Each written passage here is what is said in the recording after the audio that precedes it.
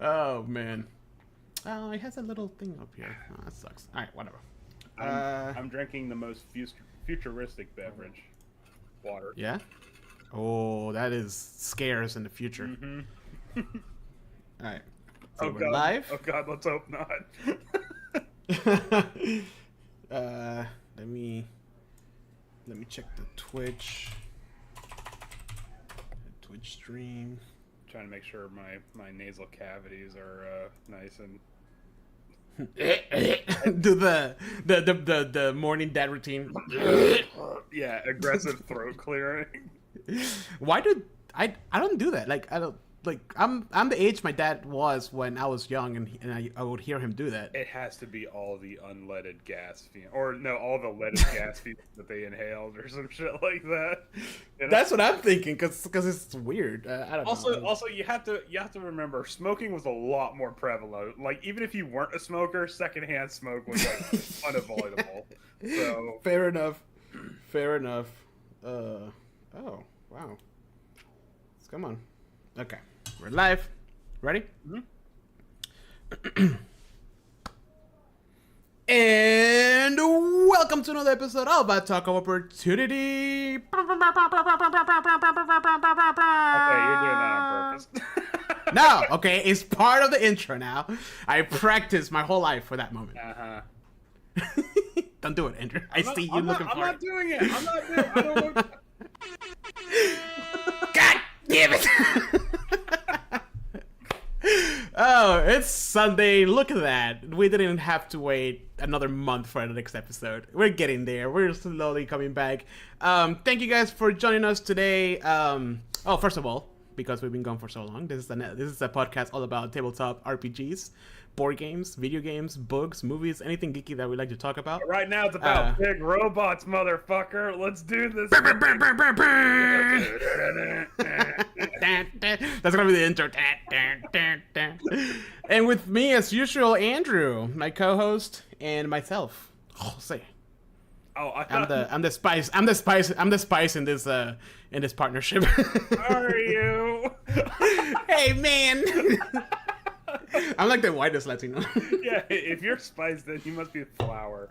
Hey, listen, I listen to Spanish punk rock, okay? That's true. Yeah, you sent me one that was called Puto, and it was actually kind of nice. Yeah. Oh, man. I'm like, I shouldn't be insulted, but the bop goes too hard. Yeah. Oh, and today we are talking about Andrew's favorite topic, which is Lancer, more specifically, Harrison Armory. Yeah. So with that, let's play that music. So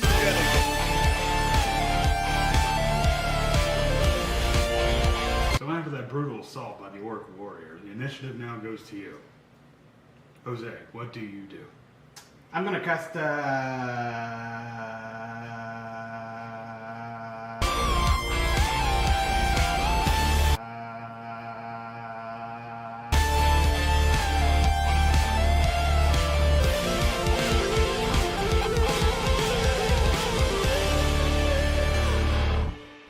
And we're back. Hi. Oh man. Okay, so if you guys are watching on our stream and the post video, sorry if I click out of Discord. We're trying to figure this one out. If I click out of Discord, for some reason the little visuals that we have go away. It'll get better, I promise. But for now, please deal with me. So yeah, we're back. Andrew. So, how are you, man? I haven't seen you in 2 weeks. I've actually been doing pretty good. I have been, in case anyone's curious, I've been doing some intermittent fasting, and I actually feel like it's been working. Although today I had breakfast because it's Sunday, and that's like it's okay. It's like it's the Lord's Day. Yeah, it's like the only day I get to have actually make like a proper breakfast. Yeah. Yeah. Yeah. So I figured I'd do it, just kind of get my It's okay. I don't go in the gym on Sundays, and every week Chris asks me, "Hey, I'm gonna be here Sunday doing whatever." He does really yoga and light stuff, and I'm always like, "No, Sunday's the Lord's Day. I'm never going to the gym on Sunday. Exactly. If God fucking rested on Sunday, I'm resting on Sunday. Yes, pretty much. But like I just feel like a lot more energetic because of it. But anyways, so I'm not. Good for you, man. Yeah. Here is an Alani. Oh man, I was actually thinking about that because I was at the store. I'm like, do I want to get myself a girly pop drink for this? Dude, for this episode? It's the way to go. Listen, so Alani's, out of all the energy drinks, they're all bad for you. Don't get me wrong. Oh yeah. But out of all of them, Alani is actually one of the best ones, both in flavor and in like the crap you put in it. You know. I mean, I was thinking for Harrison Armory to keep it in line with like their ideology. I was thinking about getting a Bang energy. Oh no! Or like a Black Rifle coffee. Oh, dude, Black Rifle coffee is not fucking joke. Yeah. So I know they're ideologists and whatever, but like my boss got it for us because we love energy drinks at work. Mm-hmm. We are starting to, as a group, come to a consensus that maybe we shouldn't be drinking so many energy drinks. Right. However, they got, because one of our clients was supposedly going to be Black Rifle Coffee at one point. Mm-hmm. So they sent us some stuff. And I'm like, okay, coffee with energy. I get it. It's going to like wire me up. No, bro. I was seeing sounds. It was fucking insane. Well, Yeah. they do have one called, what's it, like... No, I'm thinking of Black Insomnia. That's a different one. But like, yeah, No. I have a coworker that, you know, stereotypical, always wears like a FJB hat and stuff like that and whatnot. And he goes like, "Oh, I hear you like coffee." Actually, the sad part is he's actually kind of a cool guy. But like if he knew like where I stood politically, like we'd be at each other's throats. Anyways, but he's like, "Oh, I hear you like coffee. Here, I got you some of these," and it's like the Black Rifle coffee pods. I'm like, I'm not gonna drink these, and so they sat in the house for a while, and I'm like, well, you know, it's not my money, waste not, want not. And I tried, I tried one, and heartbreakingly, they were actually pretty good. So and I'm like, yeah, I'm gonna sit there with my cup, I'm like, shit. Yeah, I hear the coffee is good, but we got the energy drink one. So imagine that. I think it was an insane. It's like 290 milligrams of caffeine. Oh my god. Just the energy part of it. Also coffee, and then full of sugar. No. Because at least if you get like the one with no sugar, you don't get like the sugar high. You just get the energy stuff. Right. But no, it was like a combination of all those things into one that made me see sounds and the spirits of my ancestors. It was too much. I was sitting in my desk and I was like literally shaking. I'm like, I cannot do The this. spirit of your ancestors. Oh, good medicine on this fine day. Oh shit. But like, yeah, no, I have comfortably reached the point, and we're getting 10 minutes of just talking about just fucking energy, so maybe we should keep moving. But I've comfortably got to the point where Teresa's like, "Oh, do you want one?" And I'm like, "God, no, no, these will probably kill me." These newfangled energy drinks, like Monster's like a fucking soft drink by comparison to what's been coming out now. Yeah, So. yeah, bro. All right, so Andrew, I know that you kind of gave me a little bit of like a, not a primer. What's the word I'm looking for? Like a preview of just dropping hints here or there about Harrison Armory. Okay, so which makes me nervous about this episode. No. Okay, so Harrison Armory has a surprisingly in-depth history, and a large part of that is due to the sources that I used for today's episode. So there's obviously the main book, you know, the main Lancer manual, or lack of a core book. But there's also, and this is available on the Lancer Discord for free for anybody, but there is also a currently unreleased handbook for specifically Harrison Armory and like their history and whatnot. Yeah. Actually, hold on, let me get the proper name of it. Yeah. And just so to prime this episode, we're not talking about specific frames right now. Yeah. This well because I mean I was originally going to go with the format like that we did for SSC and IPSN and Horus, where it's like, oh, we do a little bit of the history and then we go right into the frames. But thanks to a large part for this supplement, that currently right now it's unreleased, but it was written by the main writers for Lancer, so it's more or less official. It's just kind of like a first draft version of it. It's called the Harrison Armory Field Guide. thanks to a large part of this, I realized like we could probably just do a whole episode just purely based on the history of Harrison Armory, and it's pretty fascinating, and it's really cool about how like distance in space and just like being at the right place at the wrong time plays a large factor into how Harrison Armory came to be and stuff.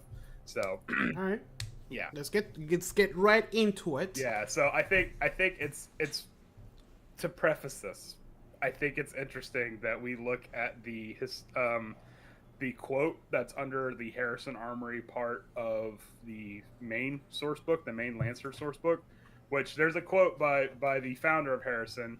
Hold on. Oh, yeah. I was closing a bunch of my D&D books here because it distracted me.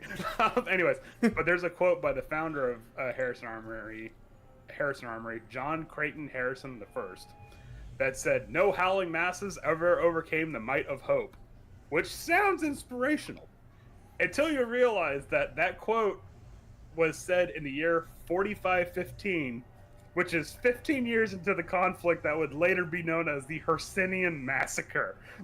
Oh, okay. Which, guess who spearheaded the Hercynian Massacre?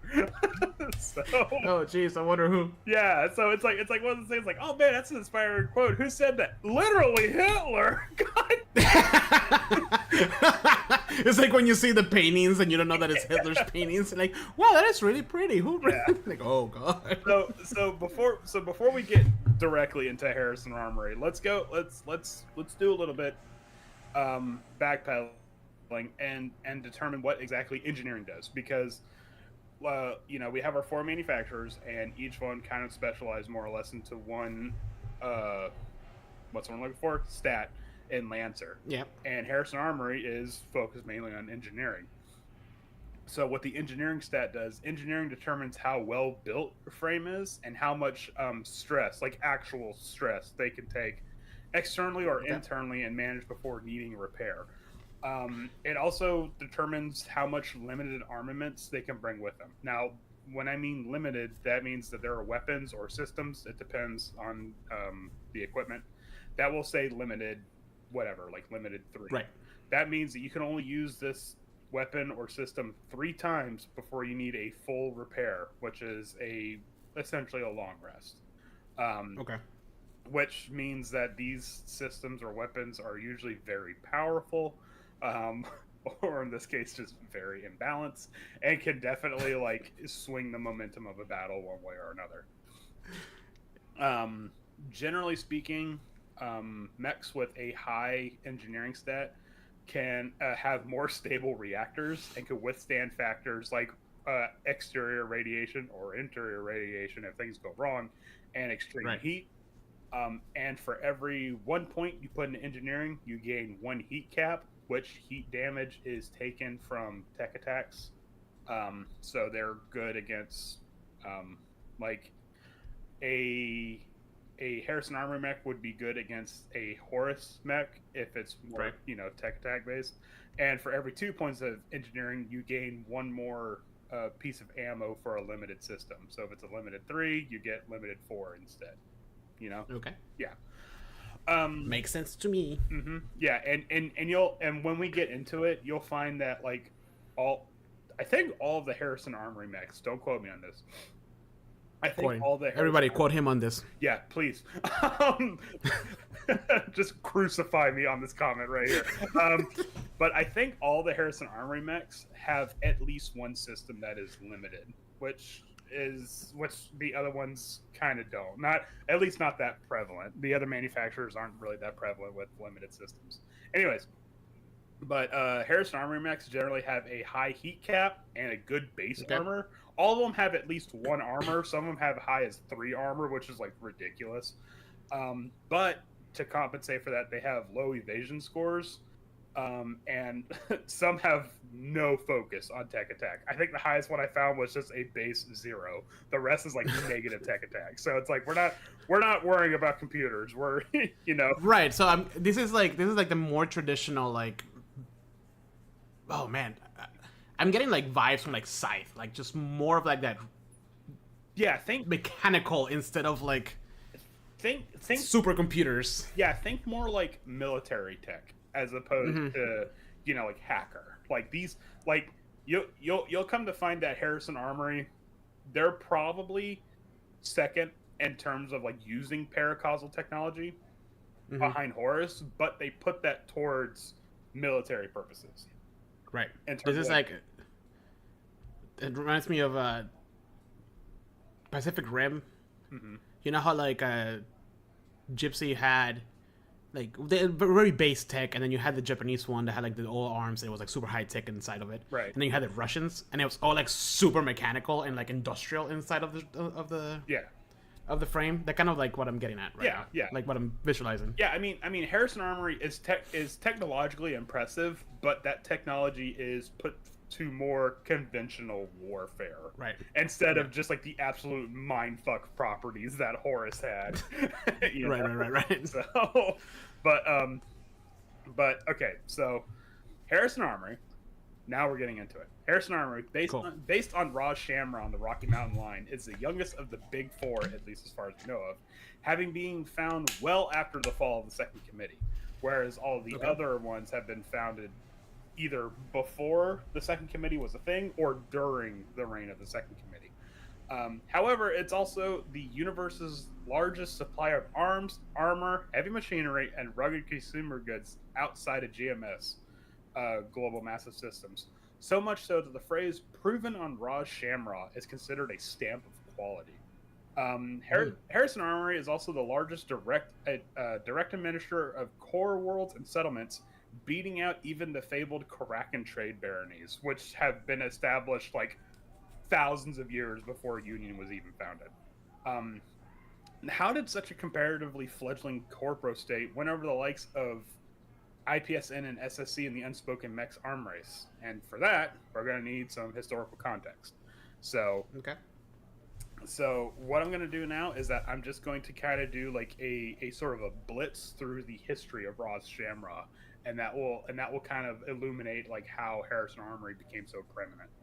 So repeat that again. What is exactly Ras Shamra? Ras Shamra is the planet. Oh, right. Okay, I just heard it. Right. Yeah. No, Ras, Ras, RAS, no apostrophe. Yeah. Shamra. Right. That's the planet that Harrison Armory is based on. You know, you have IPSN is based on whatever fucking planet they're on. I forgot. I already immediately forgot. And GMS is based on the Cradle, which is Earth. We are the utmost authority on Lancer right now. Sadly, no, we're not. No. Not even close. No. There's 11 Dragon Kid. 11 Dragon Kid's got that covered in spades. I would love to have a conversation with him, just like and be like, so like how like dude, I forget everything the minute the video's done. the second it's done, That's how I operate with all the stuff I talk about. Okay, so Ras Shamra. I'm hoping I'm pronouncing that right. Maybe it's Ras Shamra. Anyways, Ras Shamra circles Taz. It's spelled Ptah. Taz star in the Rocky Mountain line in the second concentric circle outside of Sol. So you have the Sol solar system, and then outside of that you have the Rocky Mountain line. There's Ras Shamra. Fun fact: the name Ta is the Egyptian god of craftsmen and architects. But the planet itself is tidal locked with the rotation of its sun. We got a new follower, by the way. Miss Wealthy, thank you so much for joining us today. Glad to have you here. But Ras Shamra is tidal locked with the rotation of its sun, meaning that it essentially doesn't rotate. One side always faces the sun, the other side faces away from it. Just, cool. A good example would be our moon. That's why we have the dark side of the moon as opposed to the other side. Okay, so because of that, one side of Ras Shamra is at best like scorching hot deserts, and at worst lakes of magma and massive geometries of natural metals because of it. Interesting. It also describes that it has like skyscraper-sized towers of crystal and glass that are just naturally forming from like the intense heat that it suffers. What? Yeah. Why does that sound so familiar? Is there a planet in Starfinder that's like that? I feel like we talked about a planet that's very similar to that. Maybe. Interesting. No, it's just It reminded me of something. I don't know what, but yeah, keep going. That's Maybe. cool. But the other side of the planet, which is called the night sky, the night side. There's day side and night side. The other side of the planet is just a barren tundra that's so cold that like they're like not even like amoebas and stuff can exist there, but it has glaciers like the size of mountains that like serve as like a border around it. Oh, So okay. so in the year 3135 U, which is well before the third committee was established, a mining company purchases Ras Shamra because it was completely written off for colonization. They saw it, they looked at it, and they saw, hey, this thing is completely inhospitable. Union just like decided we can't colonize on this planet. So a mining company buys it, and due to the lack of blink gates at this time, because they didn't have that technology, they had to use a generation ship. Right. I remember these. And because of that, there is a 100-year delay in communication between Ras Shamra and Cradle. Keep that in mind because it's going to come into play later. Can you please remind me who Cradle is? Cradle's Earth, but Okay. but after the fall and the rise of Union, they renamed it Right. Cradle. So wait, I don't know if you're going into this, and you can tell me you're going into it and not answer it. But Yeah. how do they live in that planet? Or how do that? I will get into that. Okay, cool. Yeah.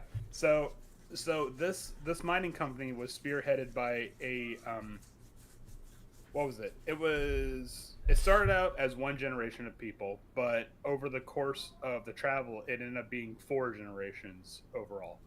So they already had like hundreds of thousands of people ready to make landfall in Ras Shamra, but it was spearheaded by 3 powerful heads of family called the Triumvirate.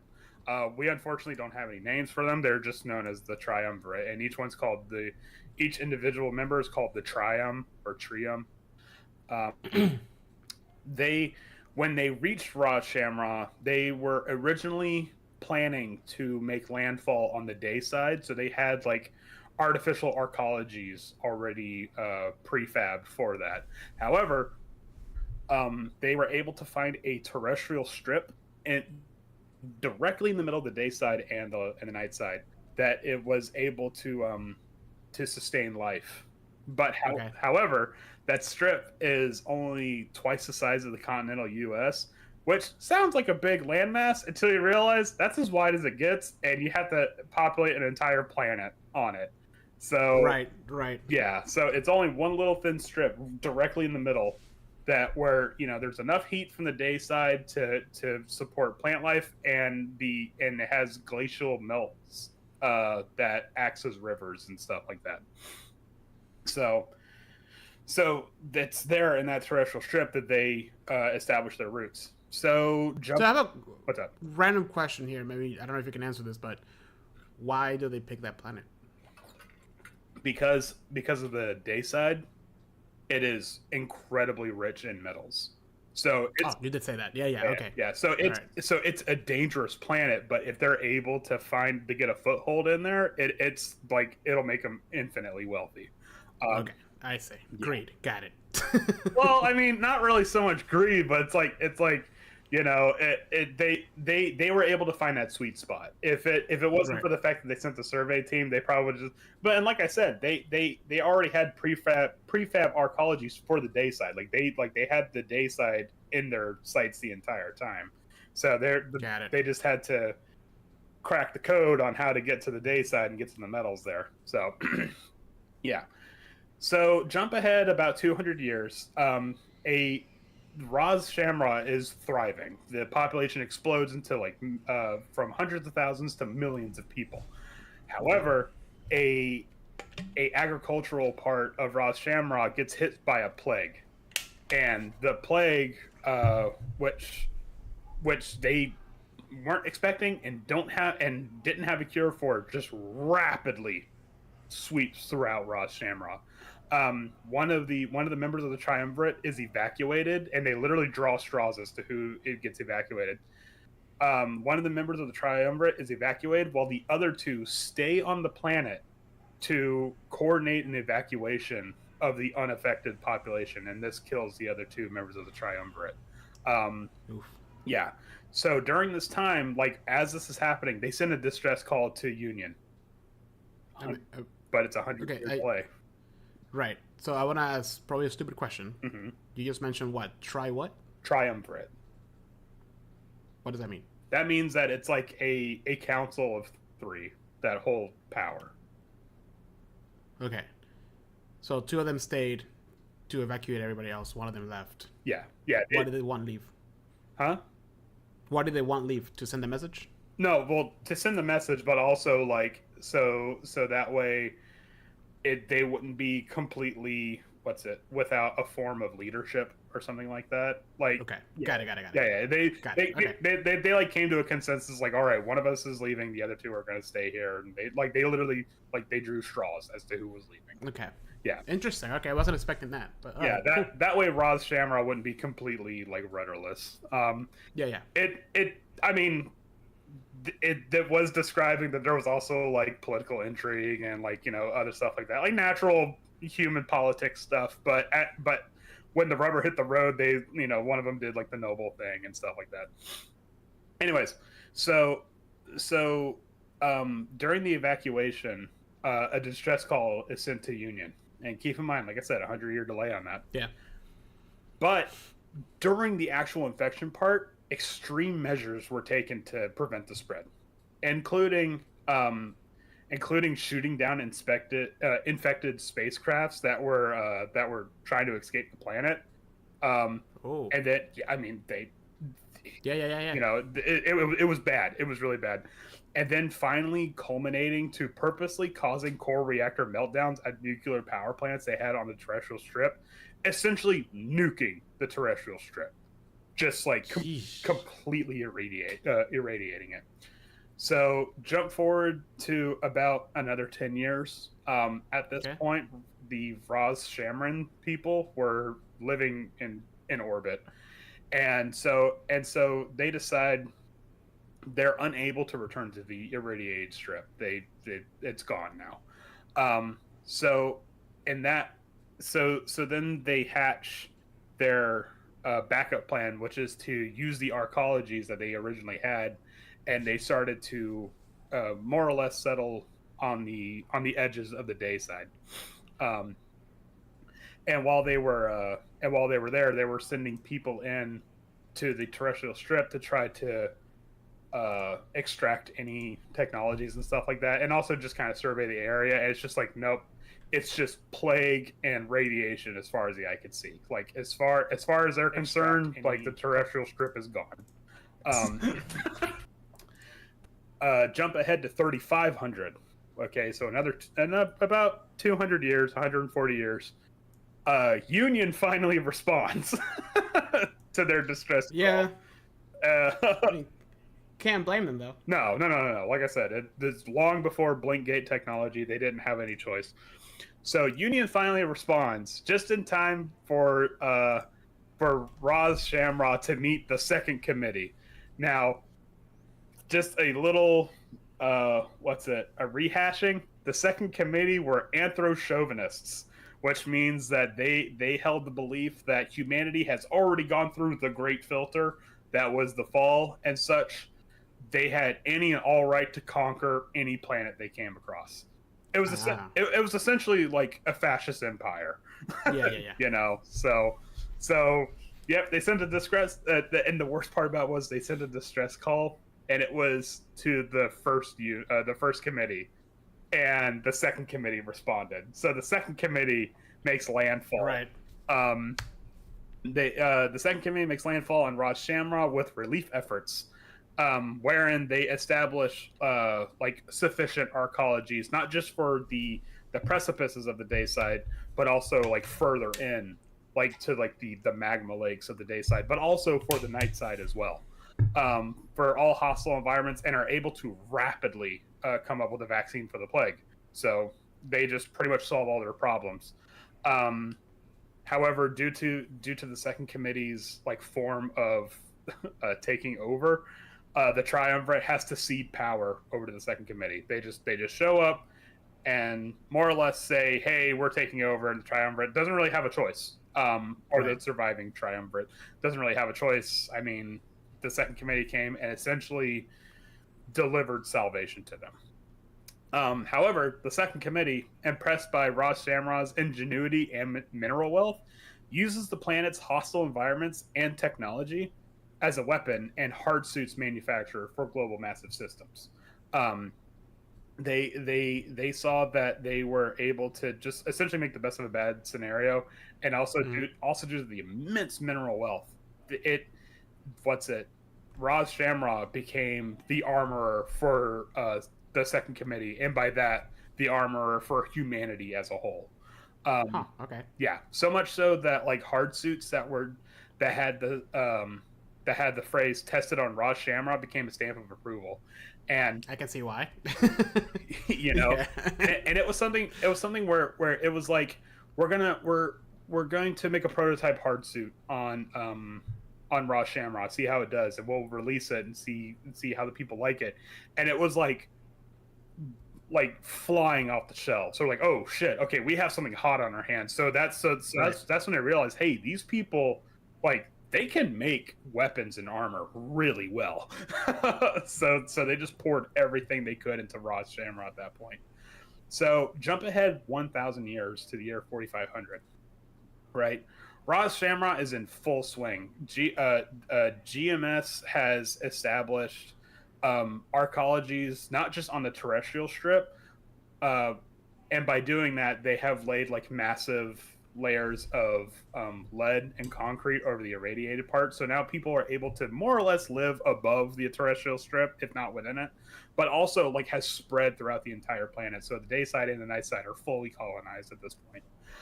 That's crazy. And it's still as harsh, like, oh yeah, on it both does. sides, It stays as harsh, and they intentionally keep it that way. I was gonna ask. I'm assuming that kind of like Arrakis and do, like they don't want to. Yeah, well, not only that, but they use it as a testing grounds for any new material. Yeah. They like, okay, we're literally gonna test it on Ras Shamra. Like, take it to the worst parts of Ras Shamra, see how it does. So, the year 4500, the Hercynian situation develops into what's known as the Hercynian crisis. Now, the Hercynian crisis, for those of you that are unaware, perhaps forgot, it was where humanity found a planet of actual aliens, not just people, but aliens. And they were pre-industrial hive mind sort of, I don't want to say insects, but it was something. I know. Yeah. The adventure No Room for a Wallflower goes into it, because I think it actually takes place in the Hercynian massacre. And unfortunately, if it was because the Second Committee found them, that things went sour real quick. So because of this, Ras Shamra and GMS works together, and they take a hard suit and they manufacture the first mech in human history, which is actually not the Everest, but the Genghis, which is a Harrison Armory line mech that we'll get into in the next episode, probably. Okay. Yeah. However, this one's called the Genghis WK. The WK stands for World Killer. Wait, hold on. 1 second. Yes. Because it's been a minute since the last few episodes. Mm-hmm. I thought Frames, or am I thinking of a specific company? That Frames didn't Frame just kind of like show up? No. You're thinking of Horus. Like Horus, right? Because yeah. So with Horus, it's the only one that kind of like, oh, where does this come from? Like, yeah. So how Horus works is that they'll essentially infect a printer, and the pattern group that shows up, it's like, well, what is this? I don't know. Let's print it and see what happens. Yeah. Okay, I remember now. Yeah, then you get a goblin. Yeah. But the actual first legitimate mech was created by converting a hard suit, weaponizing it, militarizing it even further, and then you get the Genghis. Cool. All right. Which is it the big one in the picture? No, actually it's the little guy that is second to the right. Okay, the one that's like hunched over with like a... Yes. Yeah, that's the Genghis, which is appropriate because it's all just fire. It's a flamethrower mech. So that's between the years 4500 and 4560. That's the Hercynian massacre, right? So 4560 to 4591, Setcom falls after Hercynian massacre. Just massive. Hey, we actually are the bad guys here. Right. Most of the heads of state for Setcom either fold into what would become the Third Committee or are tried and executed for their crimes of anthro-chauvinism after Civil War sweeps across Cradle. Right. However, John Creighton Harrison, the most senior surviving anthro-chauvinist member of Setcom, flees Cradle and arrives at Ras Shamra to fanfare because they're all anthro-chauvinists because Setcom came and saved the day for Ras Shamra, so naturally they all fall in line with the ideology. Right. And the funny thing is that John Creighton Harrison wasn't the leader of Setcom. He was just the most senior surviving one. So the leader of Setcom is probably well dead. Yeah. And this is like some district manager for Setcom. It's literally the picture of Michael from The Office is shaking hands. Mm-hmm. Yeah, pretty much. So Harrison is anointed by the people of Ras Shamra as the Director General of Ras Shamra, declares Ras Shamra the true seat of humanity, and organizes it's the third fucking place in Lancet history to declare itself the true seat of it's kind of like everyone says we're the true seat of humanity. So and then organizes the once GMS facility under a new banner, Harrison Armory. So they just scrape off GMS and stencil in Harrison Armory. Right. The prologue is done. The title music comes in, and then the Harrison Armory logo shows up. Exactly. He then tries to launch a counteroffensive towards Cradle, but he spearheads it. He's actually in the charge. Okay. Who in return, because now we do have blink gates, who in return have shut off all blink gates thanks to Third Committee sympathizers that have infiltrated the now Harrison Armory ranks and have given a forewarning. So what would have been like maybe like a couple months travel will now have to be 100 years worth of travel to get back to Cradle just for the counteroffensive. During this time, he still goes through it. Oh yeah, hold on. It gets crazy. Okay. Hold on. I thought he was gonna stop. Like, oh well, that's gonna take. Oh no. There are many factors in play here, my friend. Okay. So Harrison launches a counteroffensive towards Cradle. The Third Committee still hasn't technically been established. They're still trying to quash like counter-revolutionary stuff going on. It's very nascent right now. While this is happening, while the Third Committee is fighting off the Second Committee like runoffs, off on the far end of the galaxy, the Karakan Baronies are like, now we as the true seat of humanity. Tell me I've heard this one before. As the true seat of humanity, they see the Civil War as a moment to move into what they call the interest. They always like to call things the interest or the concern or something like that. Right. Which is the hub of GMS world factories that were in the Rocky Mountain line alongside Ras Shamra. So they see all these like foundries and factories like, we can take it. Now we can finally, establish our place as the true seat of humanity. And all they know is the Second Committee has fallen and they're in a civil war. What they don't know is that Harrison Armory exists and they have a lot of military power behind them. and this was before the Karakan Baronies even knew what a mech was. So they were just fighting like more or less conventional warfare at this time. Right. Yeah. So in Union warns them like, do not move towards Ras Shamra, and Karakan Barony's like, I'm going to move towards Ras Shamra even harder now. You can't stop me. So because of this, Harrison Armory is like, no, we got to go back. like we have to defend Ras Shamra. That's our no one tries to take a slice out of my pie, And so Harrison Armory doubles back to defend Ras Shamra and lands a decisive victory against the Baronies, utilizing extreme tactics and the Genghis frame. Because right now the Genghis frame is the only one that exists. However, when you see a big fucking robot with a flamethrower that can torch thousands of people in a heartbeat. That kind of does a lot for morale. And by extreme tactics, I mean what he did was that while they were in transit, he evacuated all of the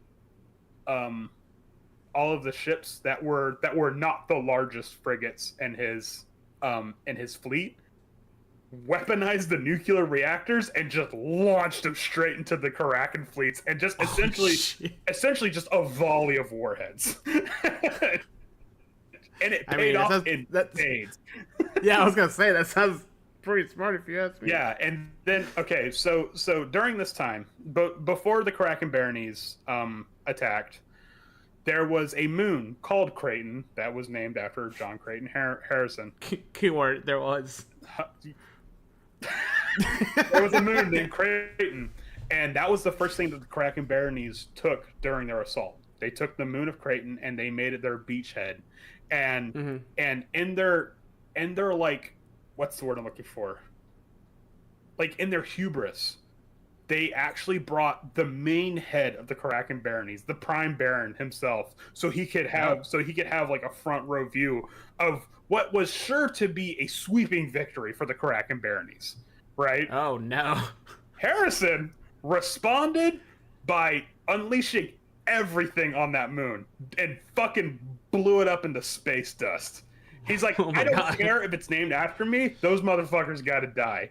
And so because of it, he essentially severed the head of the Karakan Barony snake right then and there. Killed the Prime Baron and killed like something like what's it like a dozen or more like heads of the Karakan Barony. Like essentially just in one fell blow just neutered the fucking Karakan Baronies and sent them running with their tails between their legs. Why am I envisioning the Karakan Barony as the Harkonnens or the Harkonnens? You're not too terribly far off, honestly.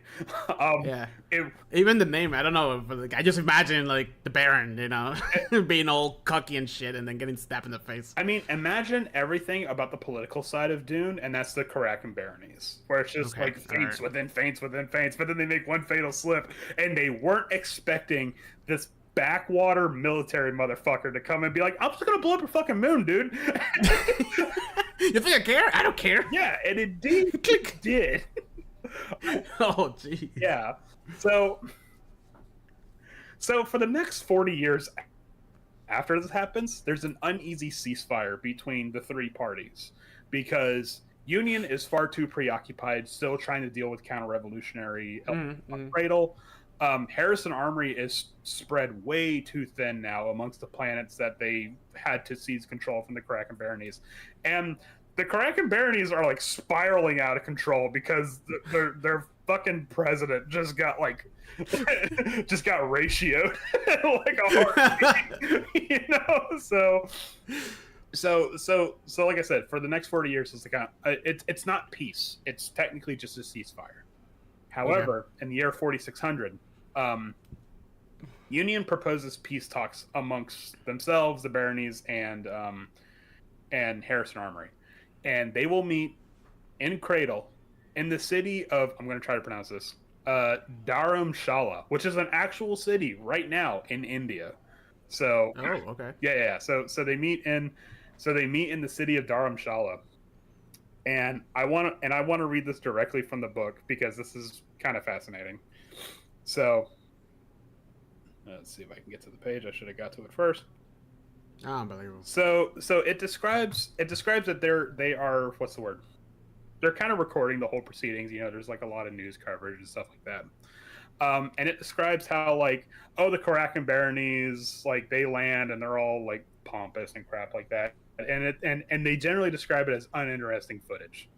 However, the interesting footage is the arrival of John Creighton Harrison I, who is now called the Fear Killer after his assault on the Karakan Baronies. John Creighton Harrison I, Fear Killer, Director General of Harrison Armory, arrived on Cradle with his son, John David Harrison, later Harrison II, setting foot on his homeworld for the first time in nearly half a century after his departure. The archival footage shows Harrison I, then an old man, moving with the assistance of a slim Harrison Armory make exoskeleton, falling to his knees, overcome by tears. His son moves to help him, but Harrison 1 waves him away. No one approaches the old man. The anthro-chauvinist major domo in exile turned regent. For 2 long minutes, he weeps on his knees, heads down, palms out before him, and turns to the sky. The rain is steady and light. His son continues on, greets a pair of Union administrators, shakes hands with Central Committee and Naval Committee representatives. The Baronic representatives are stiff but polite. They all wait for Harrison 1. An older legionnaire, helm faceplate up, stands with Harrison 1, crouches beside him, and general's shoulder, and whispers in his ears. After a few moments, the legionnaire helps him up, and the two continue towards the summit. The footage is officially suppressed in material today, but still appears on occasion in Armory internal social media networks. So it's essentially Harrison 1, like he finally gets to go home. Right. Like, and I think the reason why it's so suppressed is because he doesn't have this reaction towards Ras Shamra. Like, he's not like weeping at the sight of Ras Shamra. He's like thank fucking God I'm back on Earth. So the peace talks go on for longer than scheduled. It's actually kind of funny because there's like a little side note saying that the barons make a show of pretending like they're going to leave multiple times when the peace talks aren't going their way, and then they have to be like talked down and like, no, come on, he was kidding, it was a joke. It was a joke, bro. It's just a prank. Yeah, okay. I know, shoot for the moon. If you miss, you'll land amongst the stars. Okay, it was a joke. Anyways. but the peace talks end with the baronies being regulated by Union without punitive measures. They're like, okay, look, we're not going to charge you against anything for attacking Ras Shamra or anything like that. But for now on, you communicate directly with us and we work together. And so now Union has their fingers in the Karakan baronies' pies, essentially. Right. Harrison Armory is brought into the Union fold, so now they are technically under Union, and legitimized with one condition: the surrender of John Creighton Harrison, to which he agrees. He is Harrison 1 is tried and hanged for the crimes of anthro-chauvinism, and then Harrison Armory is passed down to his son John David Harrison, or Harrison II. Holy shit! So he, okay, yeah. So he, all right. Yeah, and even but he died at home. Yeah, he died on cradle. So, and it even describes that the image of him being hanged has been like deified and stuff like that, and like it's like a rallying card for anthro-chauvinists on Ras Shamra. Mm. So that's kind of more or less the history of Ras Shamra and how Harrison Armory came to be. And how they got like established their foothold in humanity. So as of now, Harrison 2 has long since been dead. You know, in the current year of Lancer, which is 5016 U, Harrison Armory is led by Director General John Creighton Cruz Harrison III, okay, who has been ruling for 188 years currently. And and the reason why that is because his reign has been extended because of near light travel during what he has called the Ageless Survey, which is something that's never been done before, where he will survey everything within the purview, which is what the Harrison Armory calls their worlds that they are controlling, in a purview-wide goodwill campaign where he visits every single world under the Harrison Armory banner. And it started when he was like a child, and now he's a very old man, and he's like, I'm done. I'm returning to Ras Shamra now. It took 188 years for him to visit every single planet that Harrison Armory now controls, just to give you an idea of how much they control stuff. That's pretty awesome, but like, what's the point of that if you're gonna return when you're 100 and whatever? I like I said, I think it's just, well, let's just say the way Harrison 2 died kind of left a bad taste in people's mouths. How did he die? We'll get into that. Okay. Yeah, because that's gonna talk about Harrison Armory tech that may or may not exist. Okay. But right now we're talking about Harrison Armory as of today. So Right, although technically within the Union hegemony, the relationship between the two is still very tense. It actually describes that Ras Shamra, in quotes, Ras Shamra is a tiger held close by the tail. So, you know, they're technically a lot allied, but it's like at any moment this thing could just boil over and blow up. Right. In fact, despite technically working together, the two stand in stark contrast with each other on several accounts. Union, like to give an example, Union is hands-off, providing a more advisory role to its administration. Harrison Armory, on the other hand, has a very direct administration. And if you're on a Harrison Armory-controlled planet, you know it. Because there's Harrison Armory flags and banners and stuff everywhere. Cradle has, and still to this day, reinforces a classless society, whereas Harrison Armory worlds have a stark and rigid class system, a stark and rigid class structure, complete with a points system to level up into different classes. I shit you not. Okay. Yeah. So it's like you know how like in Starship Troopers where they were talking about like, oh, if I join the military, I can legally have kids. Yeah.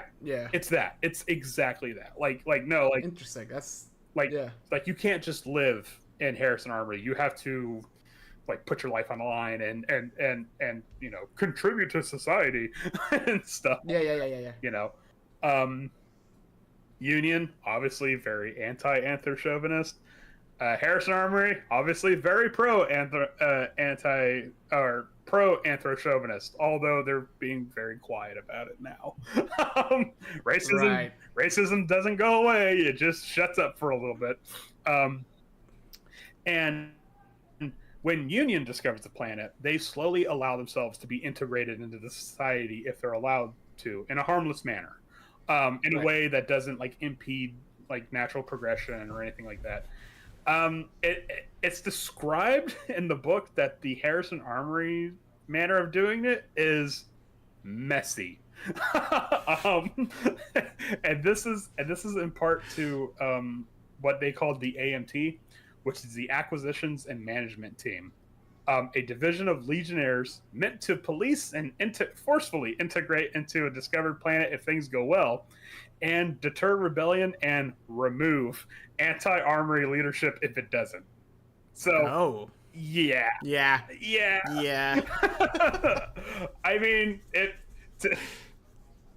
if you really want to put like a bow on it, or like if you really want to hang a lampshade off it, the creators of Lancer said like Harrison Armory is what like America Adds Worse is. You know, so you know, hey, this planet has oil.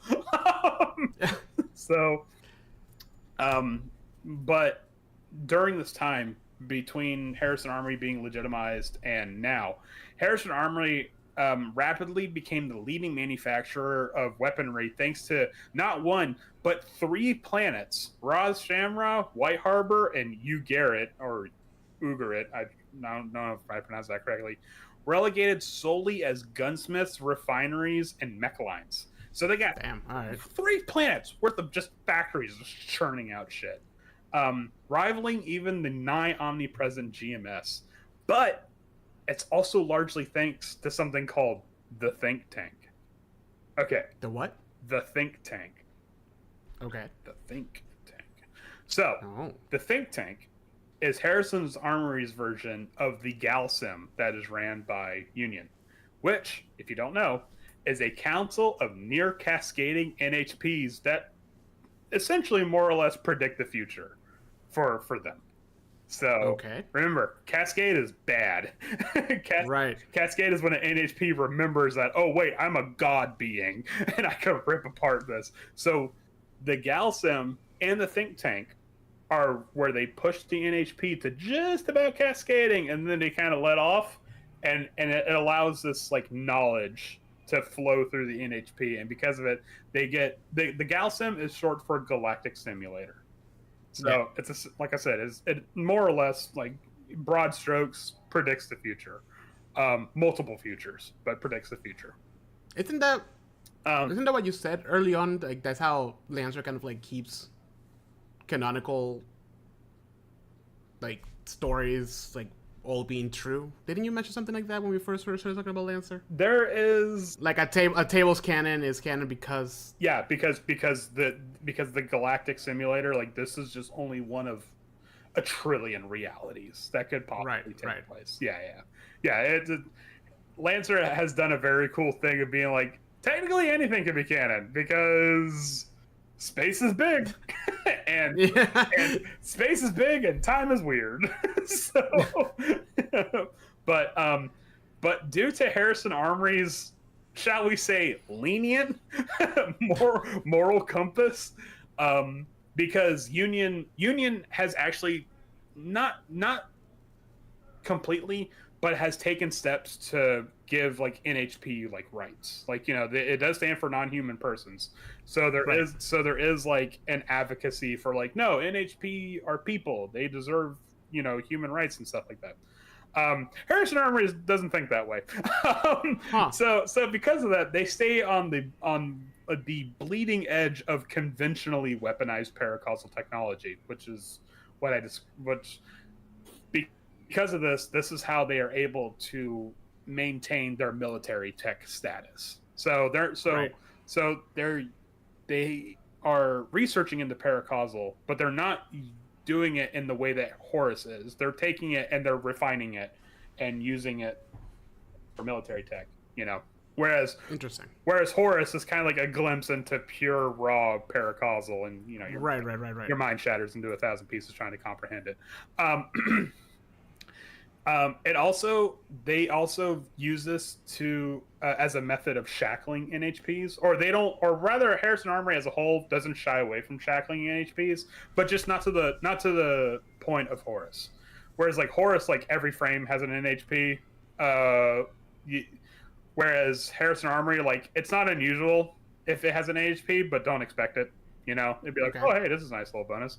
You know. For 5,000 more a year, we can throw in the NHP package for you. Right. However, for all intents and purposes, the think tank does not exist. At least not anymore. At least not anymore. And was officially destroyed during attack on Harrison II's life by a Third Committee terrorist. The truth was, Harrison II was trying to use it to unlock a more conventional method of immortality, the transferring of consciousness from one body to another, which, I don't know if you remember this or not, goes solely against the First Contact Accords, which is where Ra, or Modus One, shows up, says, hey, stop trying to study into life after death. You know? Right. Yeah. You did mention, yeah. Okay, it's coming back. Yeah, stop trying to, you know, extend humanity past your physical limits and stuff like that. Because of this, Ra manifested and gave Harrison II exactly one chance to stop his studies and stuff like that. And Harrison II fucked around and found out real quick. His last recorded words, and this is in the field guide, his last recorded words were, "It's just a damn rock blowing out of my sky." And because of that, do you want me to leave it as a mystery? Do you want me to tell you exactly what happened? No, tell me exactly what happened. Why will you leave it as a mystery? Okay. So the weird moon thing that is Ra shows up in the space above Ras Shamra. And it creates a physical manifestation of like a being that they describe as like, it looks like they were made out of what happens to your eyes when you look at the sun for too long and it burns. You know? Oh, like, interesting. Like it's there, cool. Like it's there, but it physically hurts to look at it. And this is during like a big council meeting that John Davidson Harrison is having, and Harrison essentially starts arguing with this god being that no one knows the full like breadth of its abilities, and says, "No, fuck you. I'm gonna do what I want," and orders all of the ships in orbit to fire full salvos at this moon. What Ra does is that it creates a bubble of locality around Harrison 2 and any unfortunate beings that were in 30 feet of him. And all the weapons and armaments that were shot towards the moon end up in that bubble. So everything, missiles, cannon fire, whatever, all within this 30-foot bubble. Let's just say it was a closed casket funeral for those people. Jesus. Just completely wiped out. And then Ra just disappears. And just points at the guy that was recording the entire thing, because there was a guy recording it, right? Yeah. And it's actually kind of funny because, like, when he records what Ra says, it's like normal dialogue, right? But when he records what Harrison is saying, it's all like, not like all caps, but like every first letter is capitalized, like as if like God was speaking. You know, it's like kind of like little stuff like that. Yeah.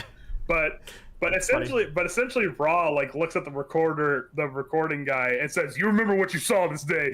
And it just fucking leaves. And tell all your friends. Yeah, exactly. And actually, badass. And actually destroys the think tank. Just as sort of like a the weird part was, Ra was totally okay with them using NHP as a think tank. It was the fact that they were trying to use it to discover immortality. Like, that's where you fucked up. You know, like, you can use an NHP. I'm cool with you guys using NHPs, but stop researching thanatological stuff. You know? So just as like a last farewell, Ra destroys the think tank, and they just kind of quietly recreate it under John Creighton Cruz Harrison's reign. So, like I said, technically, the new think tank doesn't exist. However, it is Harrison Armory's most carefully guarded secret, and only the highest authorities from Harrison Armory and Union knows about it. Even then, Harrison Armory hates the fact that Union has access to it. Knowledge of it. Yeah.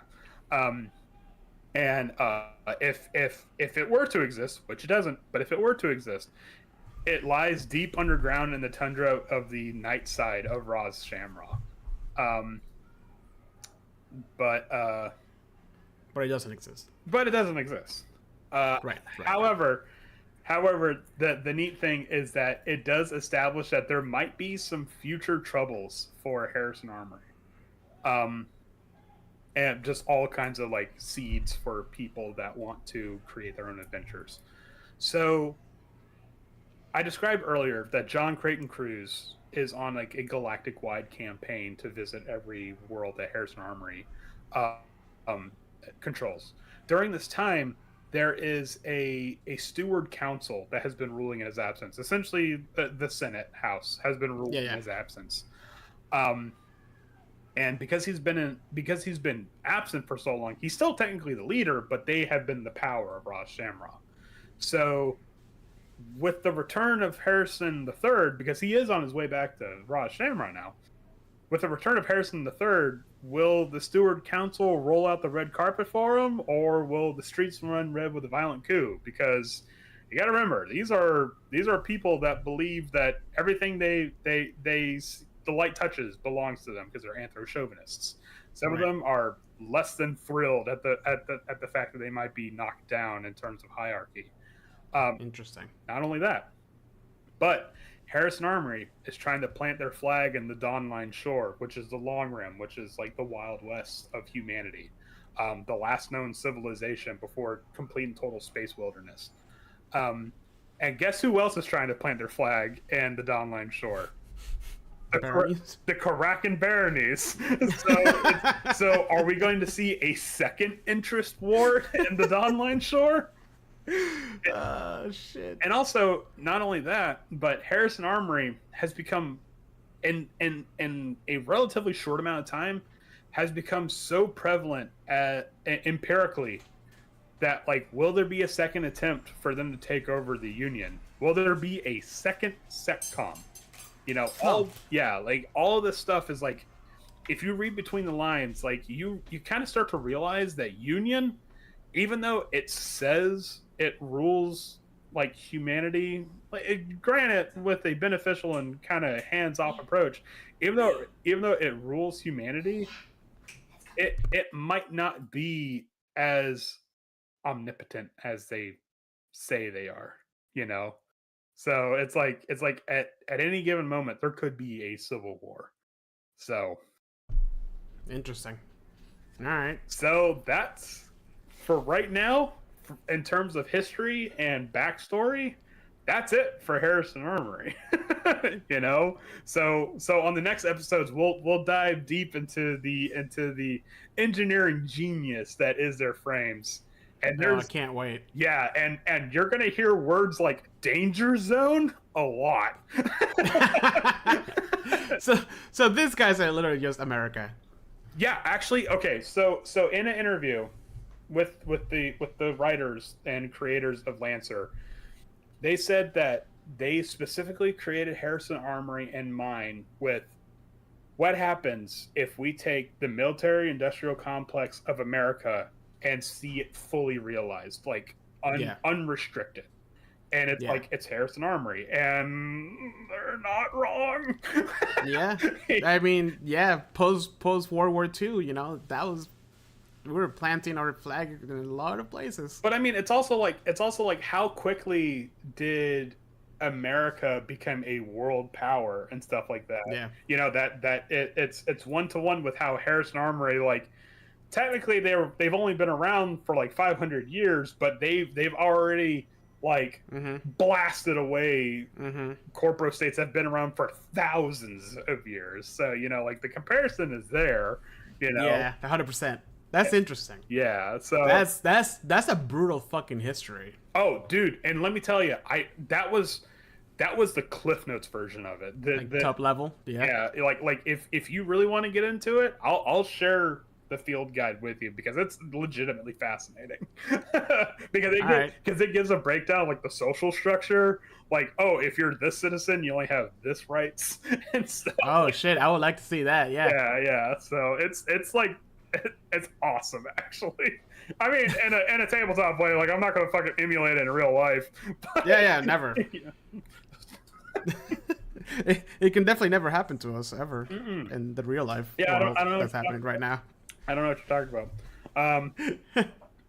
But by the way, in order for me to get a mortgage, I have to join the military now. Oh, okay. Yeah. Oh, jeez. Oh, well, whew, that was a hell of an exposition, dude. That's what I'm saying. Like I'm like, hold on, wait. I'm gonna have to do a whole episode just on Harrison's backstory. Yeah, that wouldn't have. Yeah, you're right. You're right. Because I could have done it in the way that we've been doing it, but it wouldn't have done it justice.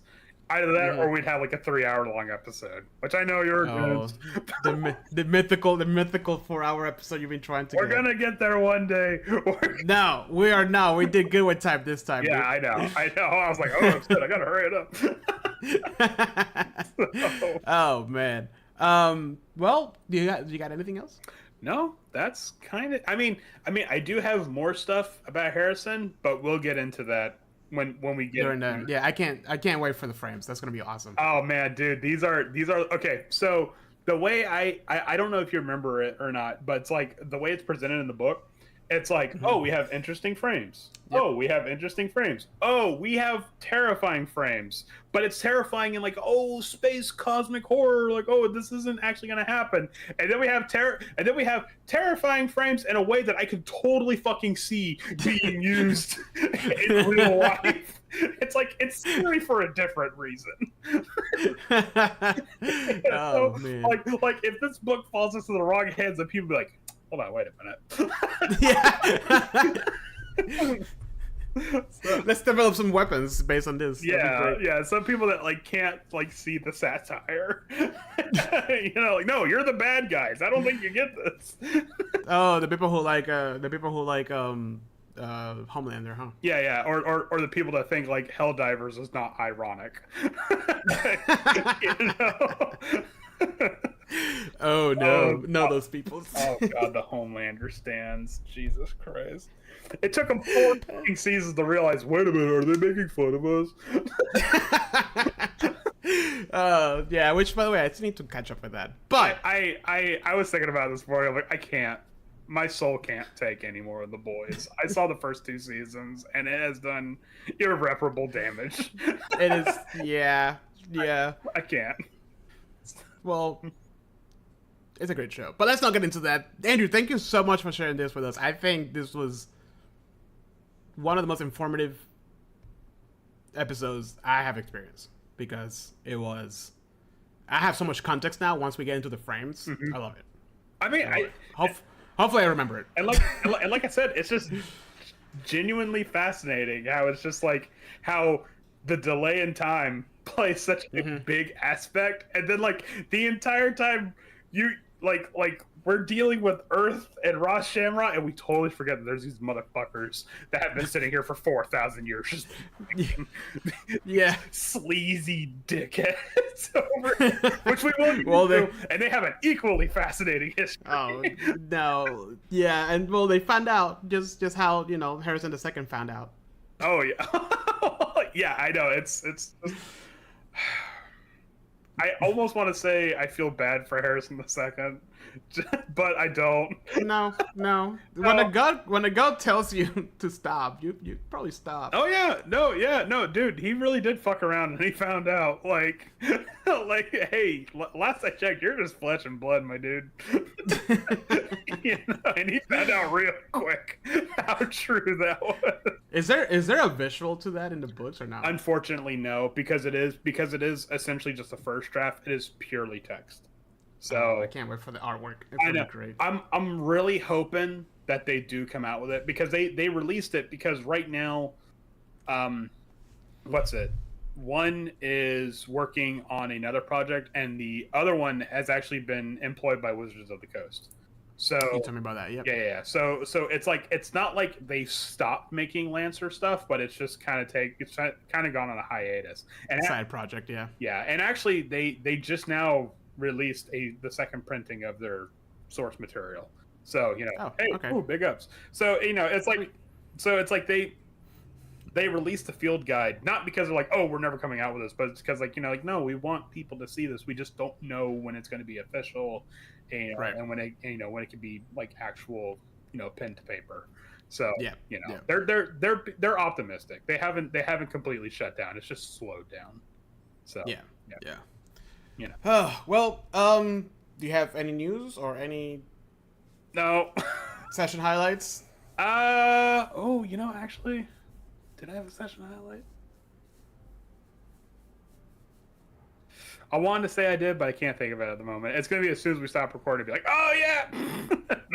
I forgot that happened. Yeah, fair enough. Well, want to thank everybody who stayed along for the full episode. Thank you so much for listening. If Andrew got anything wrong, please make sure to comment below. Oh, don't worry, they will. At him. But I hope you guys had a good time. I mean, Andrew loves talking about Lancer, and I love listening to it. We can't wait to play it. It's just, as an adult, it's really hard. Okay, we're getting there. We're getting there. And we're actually we are getting progress. there. It's like we're not at the end of the world, but I can see it from here. yeah. So please make sure to tune in on Wednesdays. We play Dungeons and Dragons. We also like to stream Helldivers every now and then. So make sure to keep up with that. Make sure to follow us on Twitch and YouTube. We stream on both those channels. And it's always a fun time. But with that, you guys have a wonderful rest of your week. And as always, keep on gaming.